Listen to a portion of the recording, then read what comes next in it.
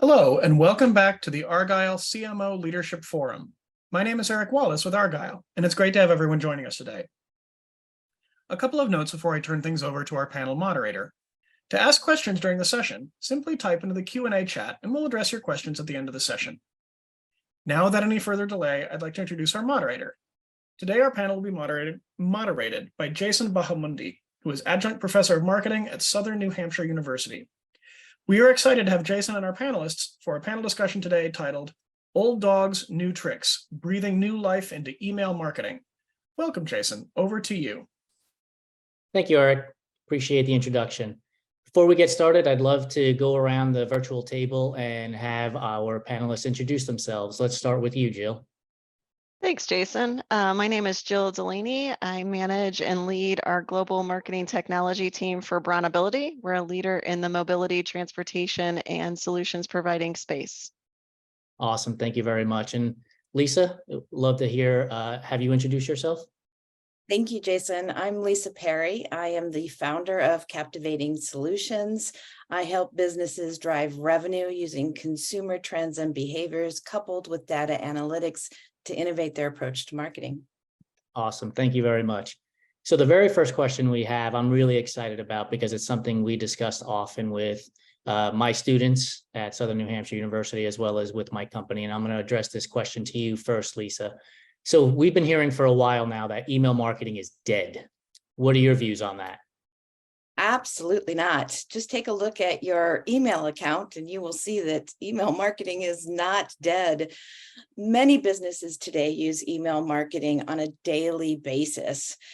Just go to any website and you will see signups for email marketing and newsletters.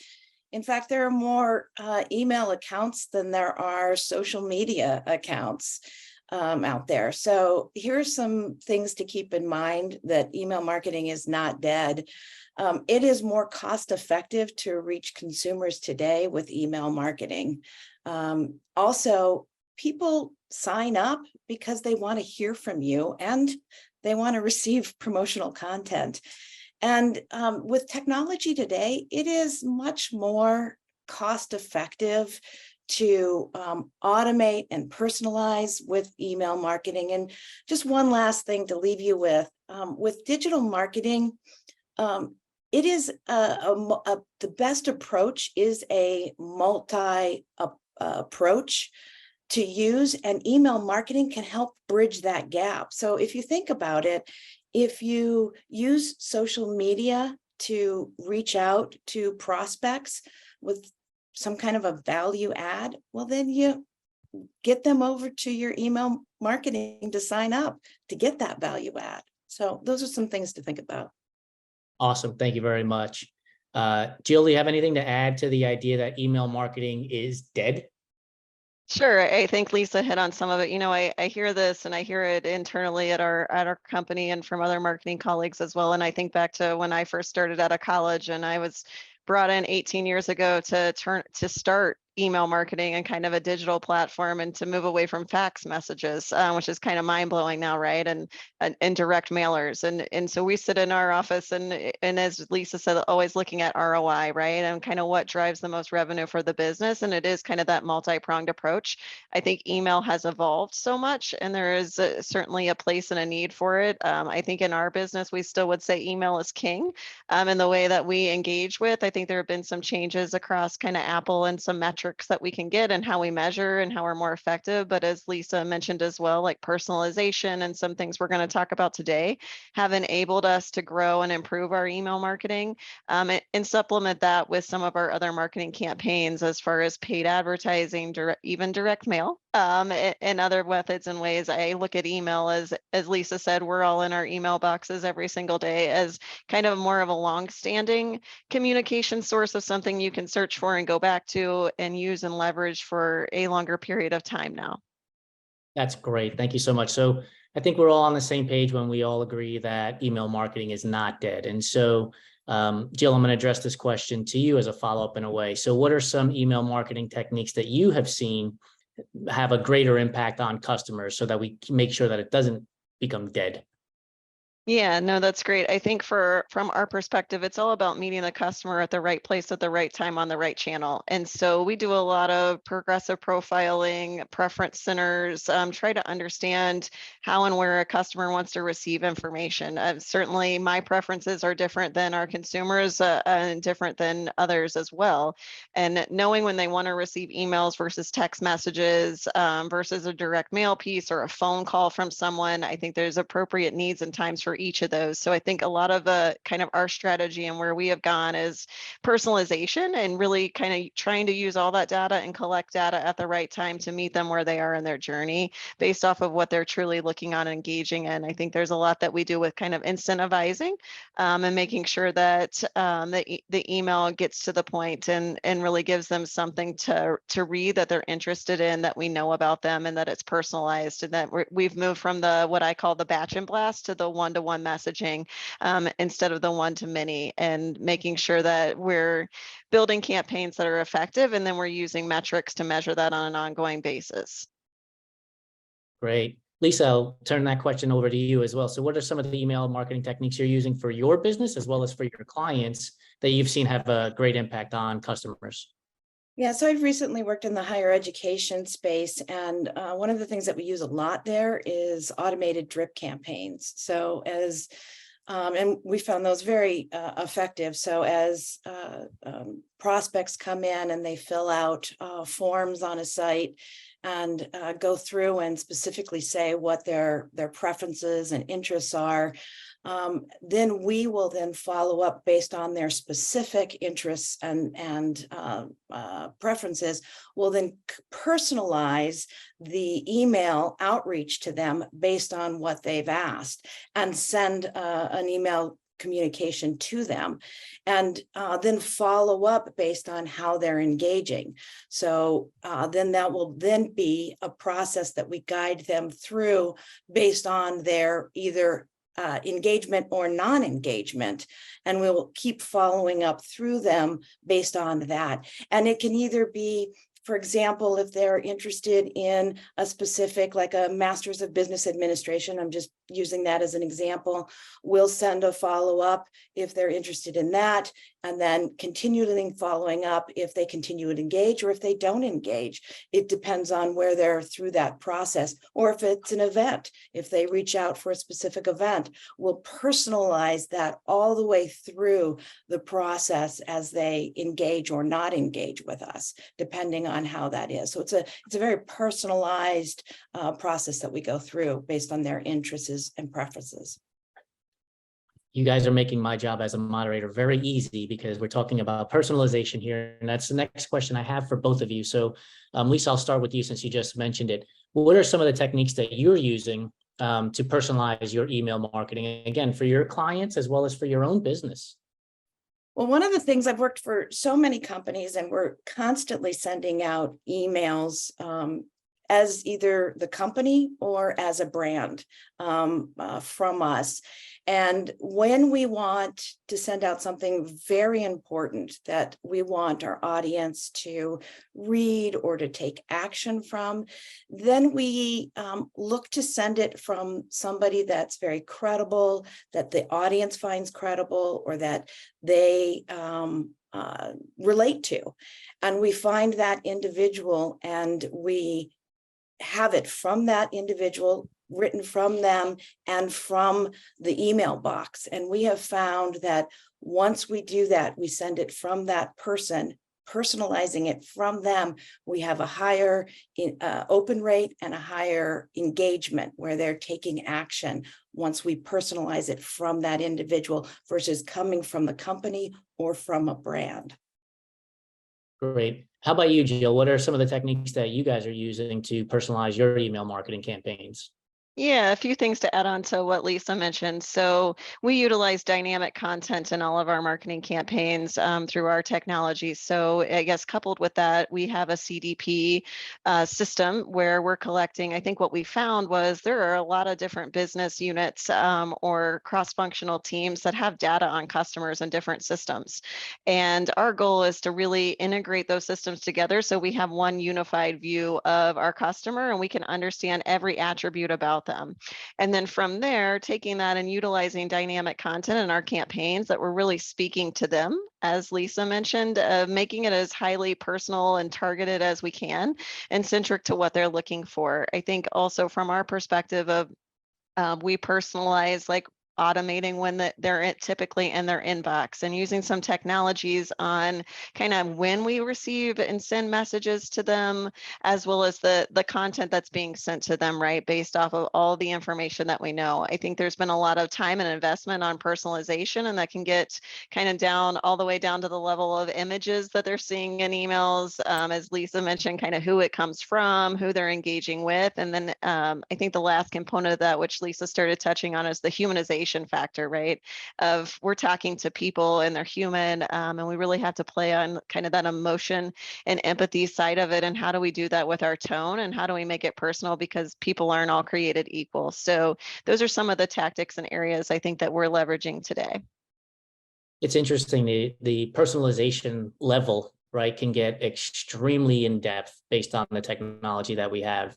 And so Jill, I'll ask you to follow up on that with this question. So how do you know when personalization is enough and when is it too much? In other words, is it just saying they're using their first name? Is it also including products and services that they've purchased in the past? What is enough and what is too much in your perspective?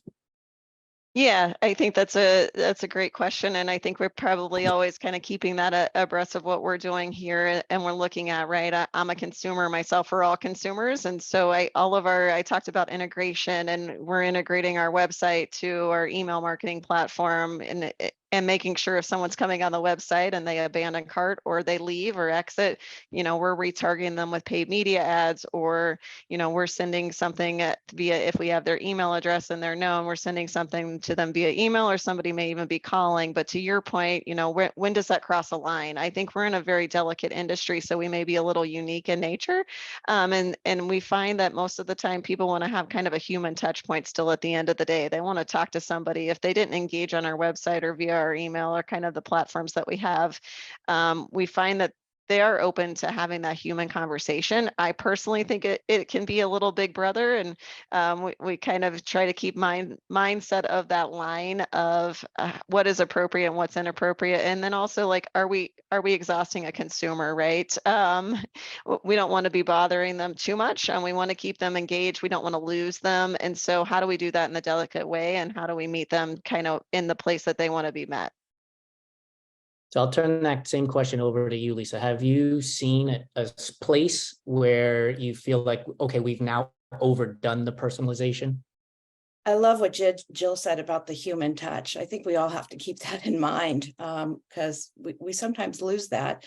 But I wonder if people out there can relate to this of, you interact with a company or a brand, and then you get sent a question, rate my interaction. And you're like, okay, yeah, I can quickly rate that. And then boom, you get sent 10 other questions, and you're like, yeah, I'm out.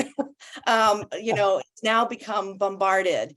And that's where the line between, personal engagement and then intrusion, it's a fine line that you've got to manage. And that's some things, like, here's some things I'd love for you all to think about. It's quality, not quantity, right? And so we've got to find that right level of personalization to drive the brand loyalty and conversion, and not turn off the value that we're providing the customer. And then the second thing I think is really important is that there's value in silent approval. We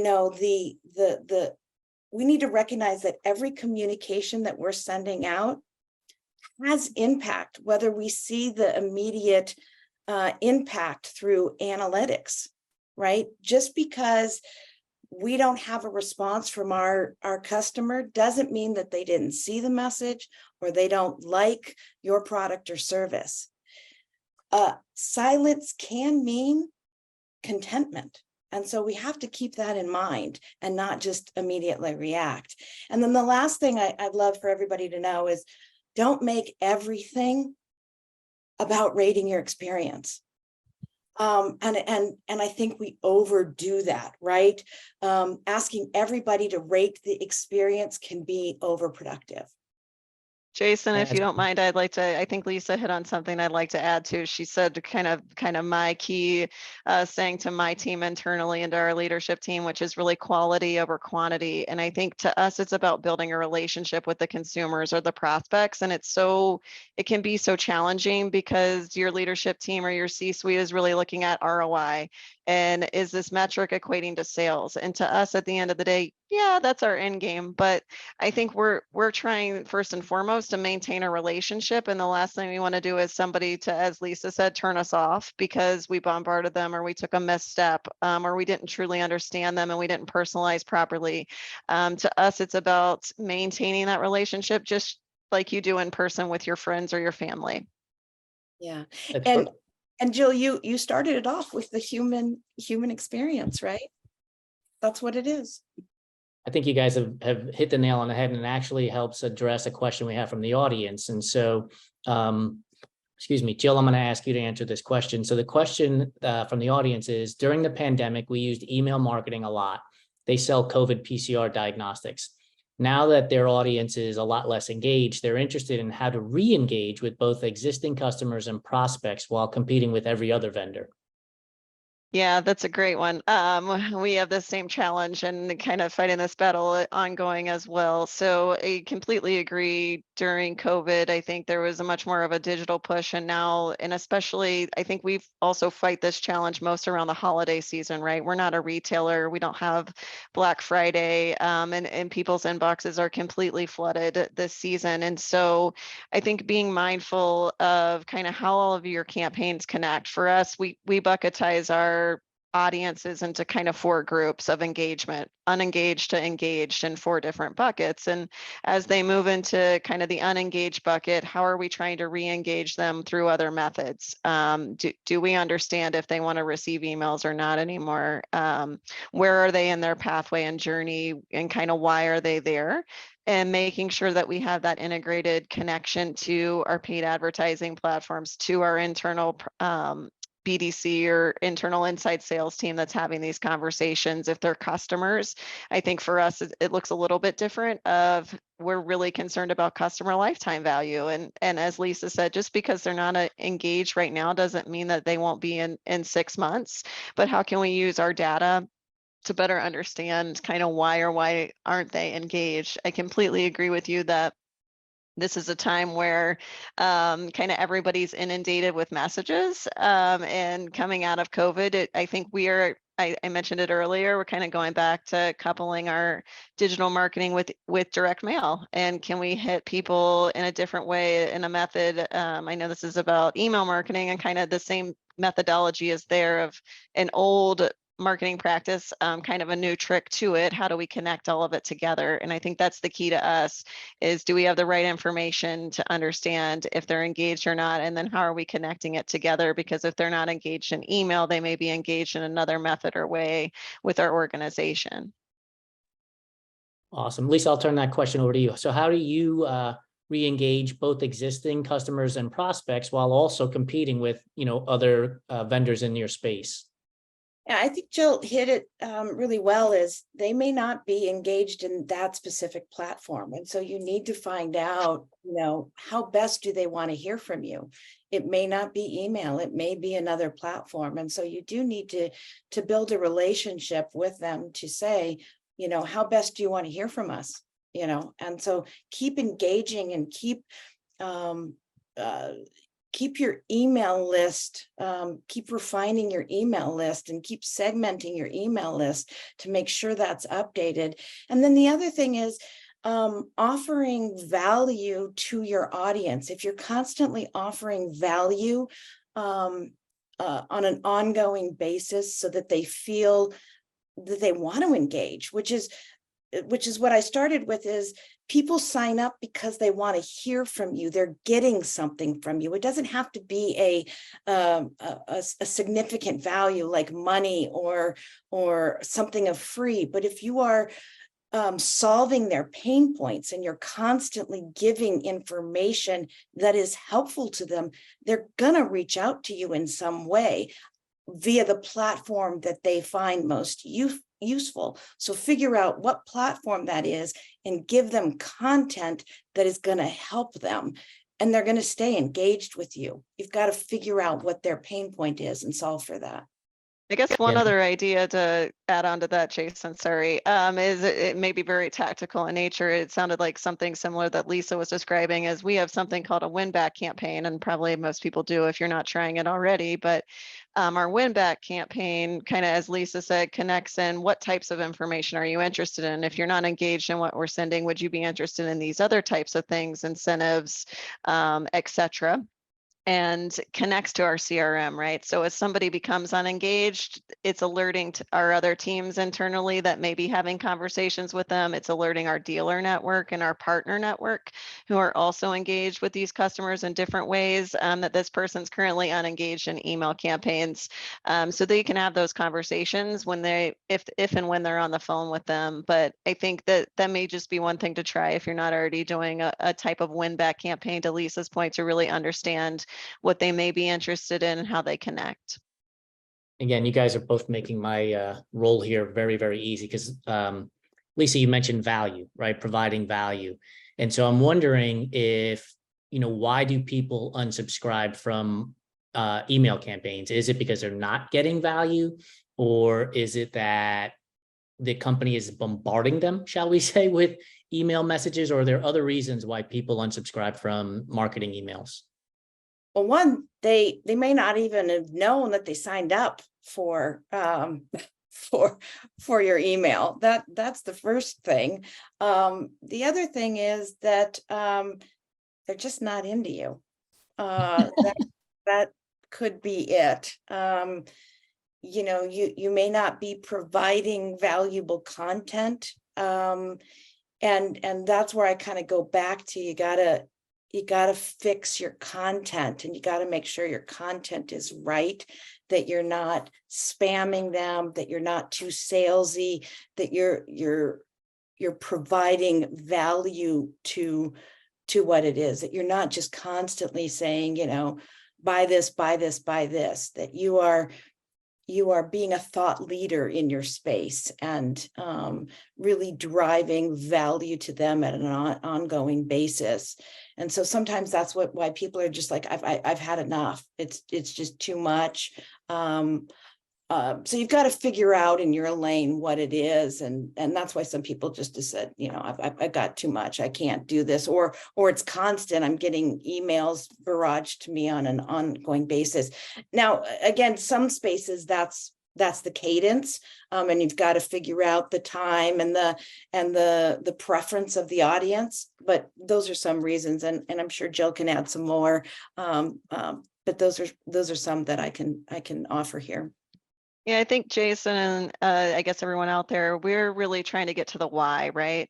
Like most things across marketing, why did they unsubscribe? And how do we correlate that to, is this a close lost? Again, going back to kind of what the C-suite is interested in. Is this somebody that's still in market, or is this somebody that is just unengaged or maybe not shopping anymore right now? And so for us, it's trying to correlate that unsubscribe to the why, and to our CRM to understand, do they just not want information right now? Did they purchase something from somewhere else and they've moved on? At that point in time, is there another point? I think for some products and services, there is a need. And then once the need is addressed, it may not be an ongoing relationship. You may not have, as Lisa said, there aren't all instances where you're kind of that educational authority where you have loyalists for life. You may have addressed a need and then they're done getting information. I will be completely transparent. I'm always surprised. We have a customer loyalty journey. The number of people that unsubscribe from that journey, I got your product, I don't need to hear from you for a while. To me, that's alarming. But I think from our customer base, it's, I satisfied my need and I have what I need. If I need something more, I will come reach out to you. And we do have instances of that where our teams will be beyond conversations and on the phone. And hey, I noticed you're unsubscribed and you're calling in regarding some kind of service or a question. Would you like to be re-engaged now? And kind of what information would you like to be re-engaged with? So I think it just depends. And for us, it's more understanding kind of why they're unsubscribing and getting down to those metrics and looking at it kind of a finer layer. That's awesome, Jill. Thank you. And I think that kind of also leads to a question that we just got from the audience, which is, can you talk more about the success you've had with those win back campaigns as well?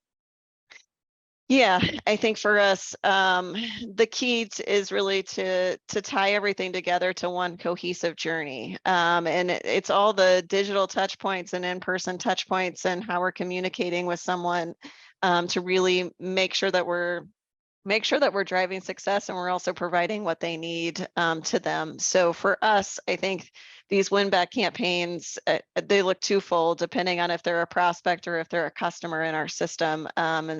And for kind of the success of them is, can we use paid media or a different method or channel to win them back? I think we've seen some significant success, as Lisa said, on the human side of, as she said, but I didn't even know that I unsubscribed or I unsubscribed so long ago and I need this now. And I think sometimes that utilizing these, that people just, they would, as you said, they're inundated with messages regularly.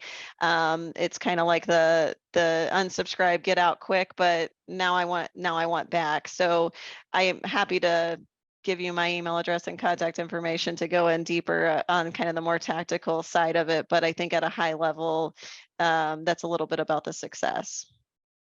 Fantastic. Thank you very much. Lisa, I'll turn that same question over to you. Do you have anything to add to the successes that you've seen with some of the win back campaigns that you've employed?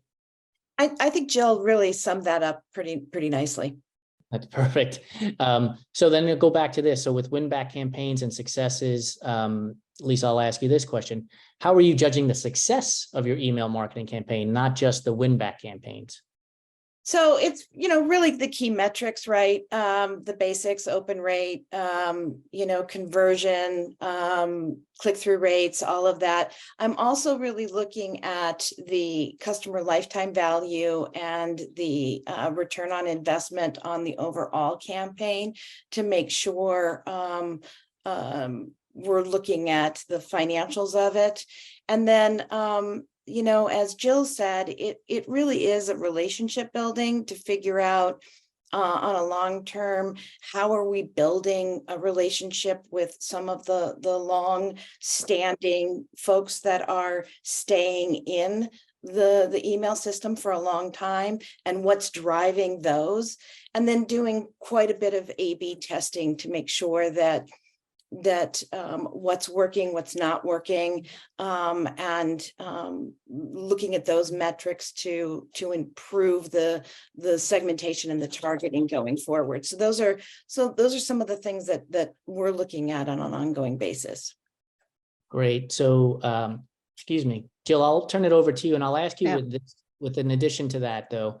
Are you looking, when you're measuring your success rates, are you measuring them against your own data and your own company, or are you looking at the industry as a whole as well when you're comparing success?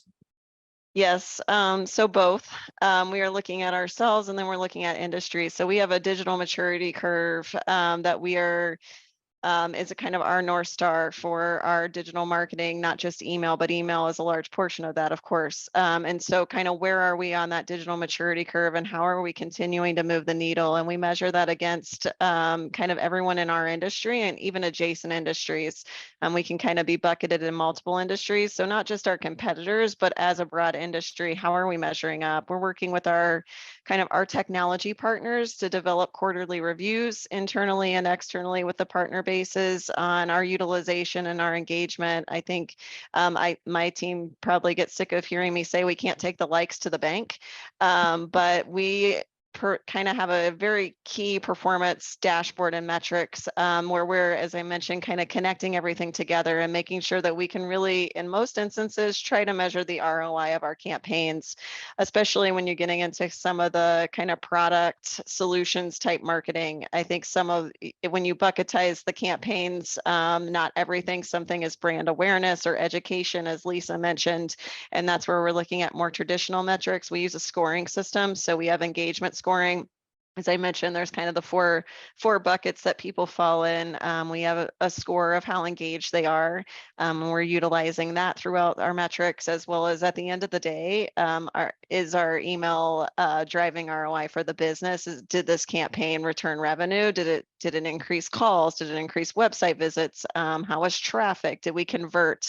So we're not just we try to get away from looking at like opens and clicks and really get to the tax of it of, are they converting, how, where, why, and are we increasing our sales based off of these different tactics that we're taking? And that's really how Lisa said we're A/B testing things, not just across email, but across all of our platforms. Appreciate the answer. And so I'm going to go right back to you with this next question, because you mentioned ROI and you mentioned A/B testing. And so how are you continuously optimizing via A/B testing? If you have specific examples, that would be great, to help drive ROI. Yeah, I think it starts small, right? And everything that we do, it's kind of the crawl, walk, run, which I'm sure everybody on here is very familiar with that approach and the MVP style. We start small. I think everybody's probably tried the subject lines and the images and kind of the CTA buttons. Those, of course, they're still within our strategy. I think we try to move above and beyond that now to really the personalization side, and kind of the timing of where they are in the journey, and are we sending it at the right time and testing that. And then kind of the personalization elements, content elements, dynamic content, et cetera, that we're using to make sure that we're testing across our platform. So with our CDP system that we've implemented, we're doing much more testing and have kind of a true testing methodology and strategy of how we're doing that at a larger scale than just your standard subject lines, click-throughs, et cetera. Awesome. Lisa, I will ask you that same question and then ask you to add on to that a little bit about, how does testing play a role in your email marketing campaigns? So we're doing exactly what Jill is, but we're also refining our segmentation and looking at that based on consumers' interests and behaviors, and then modifying our segmentation or adding new segmentations to better refine our target audience, as then we add into our A/B testing. I'm going to follow up on that question with you with regards to segmentation, because earlier we talked a little bit about when can you go over the line in personalization. So when you're talking about segmentation, are you talking about demographics, meaning age, females 25 to 54? Are you talking about behavioral? What does the segmentation look like, and what does refining that segmentation mean?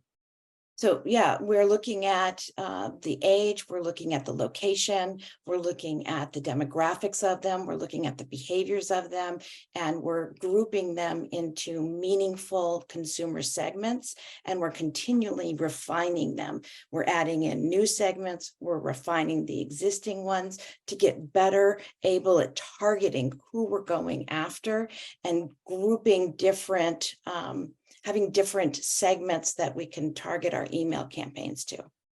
Fantastic. Jill, I saw you shaking your head as I was asking the question, so I'll turn it over to you. Like, what does segmentation look like for you when you're involved with your email marketing campaigns? Yeah, I think Lisa hit it right. We have personas, and we have very narrow audiences that are kind of always evolving based off of what we're learning about our consumers and how consumers are evolving and changing. And so making sure that we're hyper targeted and kind of that we're staying true to these personas that we have and the customer journeys that we have mapped out. I think one thing to add to what Lisa was saying earlier regarding kind of personalization. And I think somebody had asked it as well of if we're not engaging with them on email, can we engage with them in SMS and kind of mobile texting or an app or kind of another avenue of engagement with somebody on their phone. And so I think that's for us is kind of plays a role into the personas is really where they are. And I think everybody is very keenly aware the digital space is changing, right? Connected TV, new social platforms, smaller bite-sized chunks of information than kind of larger consumables. And so that's kind of an ongoing, constantly evolving strategy, just like our testing. Again, you guys are making this much easier for me than I thought it was going to be. You mentioned TV, you mentioned social platforms. This is data. This is data. This is data. This is data. And it's so much of it. So how do you keep your data clean, usable, accessible, and compliant? And Lisa, I'll start with you and then I'll go to Jill after that. Well, it's making sure first that the email list is updated and cleaned. And so we're always doing that on an ongoing basis to get rid of unsubscribes, unvalidated. We're verifying the email list. We're making sure that the data is ongoing and regulated, working with our IT department, data storage and security, making sure that the data is stored and secured based on guidelines, that we have data retention policies and we're abiding by those, and we're constantly monitoring and reporting out. And so those are some of few things that we're doing on an ongoing basis. Awesome. Jill, I'll turn that question over to you. Yeah, I won't lie. I think this is the biggest challenge for most marketers is the data side, and it's not often always managed by kind of your digital marketing team, right? There's a lot of different cross-functional teams that are in the data. So as Lisa said, there's a whole governance model that I think implementing is really keen and beneficial. I think leveraging technologies to validate addresses, phone numbers, email addresses, kind of all of the information out of the gate before they go into the CRM, as they're going into the CRM. And we try to leverage as many automated workflows as possible to alert people when they're not. And to, as Lisa said, we have a very dedicated data team and data management strategy, and it's an ongoing job, right? And I always say it's everybody's job. It's everybody's job to maintain and keep the data clean. I think Lisa touched on it. You got to work very closely with legal teams and compliance. I think everybody probably is aware email laws by state are changing daily, and making sure that you're adhering to everything and you're keeping the right information in the right places, and making sure that you can get what you need, and that your email marketing team can segment and utilize the data appropriately, and that it is clean. I think the deliverability piece is one that kind of can be often overlooked, and those kind of sender ratings and scores and reputation that you have, and maintaining all of that is so essential and key, and leveraging technology and teams to make sure you have that appropriate data management, cleansing, and governance model is definitely key to success, but it is not an easy lift. Absolutely not. So we have a little bit under 10 minutes to go. So I'm going to go to some questions from the audience. And Jill, I'll start with you. AI is being talked about in just about everything you can possibly imagine these days. So are you finding that large off-the-shelf marketing platforms / solutions are starting to incorporate AI into their systems as well? Yeah, I think AI is exciting, right? I mean, when we say AI and my team and probably across most marketers, we've been using AI for a while of, hitting people automated in their inbox when they're in their inboxes, those types of technologies. Now that we're in generative AI, I think it opens up a lot of doors of efficiency. I think everybody's probably aware it's probably not where everyone wants it to be yet, and that you've got to kind of slow walk it and dip your toe in, and definitely understand compliance and be aligned with your legal team on that, on what you're utilizing and how you're utilizing it. I think for us, it opens up doors on content creation, areas where we spend a lot of time, or we're leveraging other teams, even to get the ball rolling to create kind of a creative brief or foundation for that email response, not just across the digital marketing team, but across the sales, the service, kind of the other teams and platforms that are communicating with customers. So I think we're excited about what AI can bring and the efficiencies. There's a lot to that, to rolling it out in the right way across the business, and making sure that you do it in a compliant way. So as you said, it's all the buzz right now, understanding AI and what's the best way to implement it. It's exciting times ahead, I think, for all marketers, and there's a lot of benefits that will come. Awesome. Thank you. So Lisa, I'm going to turn to you for a different question. So the audience member said they're getting a lot of unsubscribe requests to their marketing emails. Do you have any suggestions for them so that they can stem that tide of unsubscribe requests? Yeah, I think you've got to go dive into the why, figure out what's going on.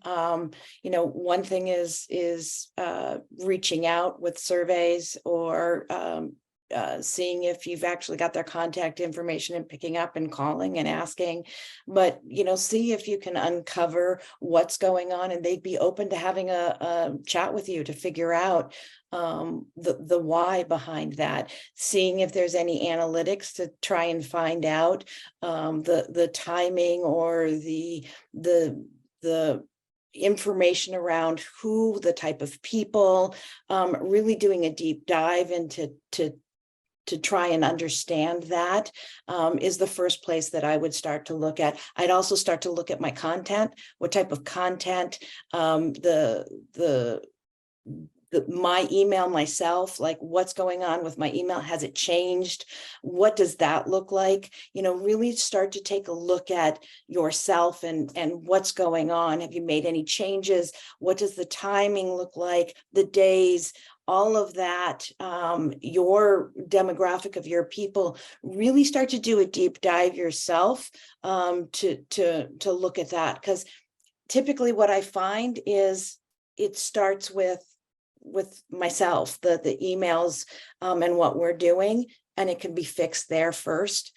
And that's really the biggest thing. The next thing is really just trying to offer some kind of a value or incentive to get people back.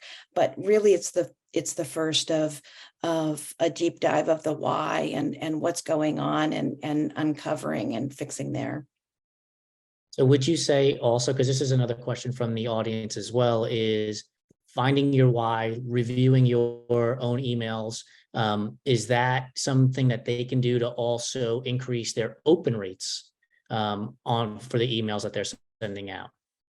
Yeah, so really it's about what is it that you provide that's of value? What is it that people are going to be compelled to sign up? If you are providing value and they want to get it and they continually come back, they are going to sign up. They are going to want to get that content on an ongoing basis. And so you've got to figure out how to do that. And so that is your purpose, your why, your what is going to drive them. And the ones that do it really well have it. They've got their brand personality nailed to a T. They know how to communicate that effectively, and they've got their content mapped out and are driving that and giving people a value on an ongoing basis. And you'll see that they share, people who've got an email say, oh, you got to check out this email that I'm getting this content, and they start to share that. And so you really should spend the time honing in on why are you doing an email? Why is it? Don't just do it to do it. It's a lot of work. It is a great deal of work. So don't do it just to do it. I think Lisa, and maybe I'll leave it with this, Jason, if we're wrapping up, is Lisa hit the nail on the head, and it seems so simple sometimes. WIFM, what's in it for me? We have a kind of a WIFM checklist or scorecard. And then as she mentioned, everything has to have a business value matrix. And, why are we doing this? What value does it bring? How are we going to measure it? At the end of the day, if we can't measure this, we're not going to do it. And if it's not going to bring value to our consumers in any way, again, we're not going to spend time doing it. But it sounds so simple sometimes, but it's the hardest thing to do, right? Is not to talk about yourself and your products and your services and how proud of your company you are, but to put yourself in the consumer's shoes and really how are you delivering them value, and then how are you kind of quantifying that across. And I think every project needs to kind of center around and start with that and end with that. And if not everybody understands the goals and the value that's being brought and how we're going to measure it, then we maybe shouldn't be doing it right now. Lisa and Jill, thank you guys so much for joining me on this panel. I'm going to turn it over now to Eric as we wrap up this session, but thank you so much. Very informational. Thank you. Great. Thank you, panel, for that insightful discussion. I also want to thank everyone in the audience for joining us today. This session, along with all of today's content, will be available on demand following the event.